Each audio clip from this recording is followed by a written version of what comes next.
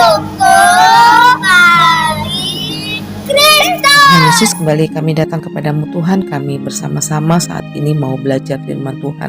Kiranya Tuhanlah yang menolong kami untuk kami boleh mengikuti renungan Habatus dari awal sampai pada akhirnya. Roh Kudus-Mu yang memberikan kekuatan kepada kami, pengertian kepada kami, untuk kami boleh mengerti setiap firman yang akan kami dengar bersama-sama. Terima kasih Tuhan, pimpin kami dari awal sampai pada akhirnya. Ampuni dosa kesalahan kami dalam nama Tuhan Yesus. Kami sudah bersyukur. Amin. Anak-anak tahu bola kan? Nah, pertandingan sepak bola banyak disukai oleh orang di seluruh dunia. Tua muda, pria wanita, anak-anak, ya, semua suka. Ada juga yang tidak suka, tapi banyak sekali yang suka dengan sepak bola, ya. Nah, kalau ada salah satu tim dari pemain sepak bola yang kita sukai kalah, waduh, rasa-rasanya hati kita sedih, ya, kesal, ya.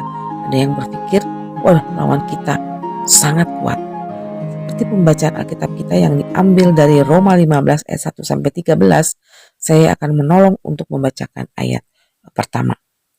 Kita yang kuat wajib menanggung kelemahan orang yang tidak kuat, dan jangan kita mencari kesenangan kita sendiri. Anak-anak, Alkitab mengatakan bahwa yang kuat wajib menanggung kelemahan orang yang tidak kuat. Dan kita tidak boleh mencari kesenangan untuk diri sendiri. Paulus melarang kita untuk menyenangkan diri sendiri. Bahkan Paulus menasihati jemaat di Roma untuk menyenangkan hati orang lain. Tetapi jangan salah, ya. Nah, anak-anak, bukan hanya asal menyenangkan orang lain saja. Kita harus menyenangkan demi kebaikan orang itu sendiri, agar semakin lebih mengenal kepada Tuhan dan iman mereka semakin bertumbuh. Paulus juga mengingatkan bahwa sebagai pengikut Tuhan Yesus, kita harus meneladani dan menjadi teladan untuk menyenangkan Tuhan. Anak-anak ingat, karena manusia itu adalah orang berdosa. Jadi kecenderungan manusia berbuat dosa itu selalu ada, ya. Ingat Roma 3 ayat 23. Karena semua orang telah berbuat dosa dan telah kehilangan kemuliaan Allah. Nah, oleh sebab itu, kamu dan saya harus terus untuk belajar akan firman Tuhan, ya. Memang bukan hal yang mudah. Ada rasa malas dalam diri kita, ya. Kita harus meminta kekuatan dari Tuhan, memohon pertolongan dari Tuhan dengan cara berdoa. Agar apa? Agar Tuhan memberikan Roh Kudus kepada umatnya, supaya hidupnya selalu untuk kemuliaan Tuhan. Nah, ya anak-anak, contoh yang menjadi teladan untuk kamu dan saya dan semua orang di dunia ini adalah ketika Allah Bapa menyuruh anaknya yang tunggal untuk datang ke dunia ini meninggalkan kerajaan surga, menjadi serupa dengan manusia. Ia dikandung oleh seorang perawan yang bernama Maria. Dia dilahirkan dan dibungkus dengan kain lampin lalu disimpan dalam palungan. Dalam masa pelayanannya, banyak yang tidak menyukainya. Lalu dia difitnah, ditangkap, dia dihina bahkan sampai mati di kayu salib. Darahnya yang kudus tercurah bagi kamu, saya dan semua orang di dunia ini.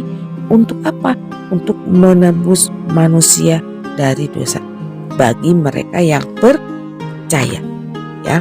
Nah, pada hari yang ketiga dia bangkit, naik ke surga, hidup kekal selama-lamanya. Pengorbanan Tuhan Yesus Kristus adalah pengorbanan yang teramat mulia. Anak-anak, maukah kamu yang sudah percaya untuk menjalani hidup ini menjadi kuat, mau menceritakan kasih Kristus kepada semua orang yang belum mengenal Kristus, supaya semakin hari kita semakin bertumbuh, semakin kuat, mengasihi sesama, terlebih mengasihi Tuhan. Mau ya anak-anak? Habatus, hidup aku bagi Kristus. Untuk anak-anak yang mau menerima anugerah keselamatan, Yohanes 3 ayat 16, karena begitu besar kasih Allah akan dunia ini, sehingga ia telah mengaruniakan anaknya yang tunggal, supaya setiap orang yang percaya kepadanya tidak binasa, melainkan beroleh hidup yang kekal. Amin. Mari kita berdoa. Bapa Surgawi, kami mengucap syukur kalau Tuhan begitu mengasihi kami. Tuhan Yesus, tolonglah kami supaya kami menjadi orang yang kuat ketika kami menceritakan kabar baik kepada orang-orang yang belum mengenal Tuhan Yesus. Mereka boleh mengerti, terlebih ketika mereka juga boleh percaya pada Engkau. Terima kasih Tuhan, dan biarlah kemuliaan hanya bagi nama Tuhan Yesus Kristus. Dalam nama Tuhan Yesus Kristus kami sudah berdoa. Amin.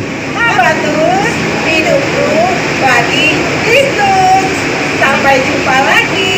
Tuhan Yesus